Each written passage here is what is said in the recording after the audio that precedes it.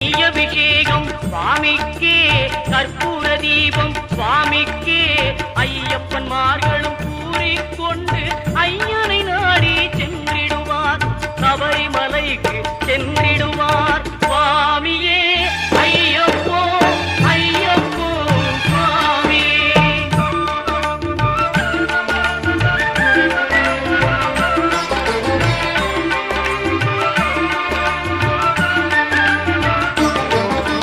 கார்த்திகை மாதம் மாலை அணிந்து நேர்த்தியாகவே விரதம் இருந்து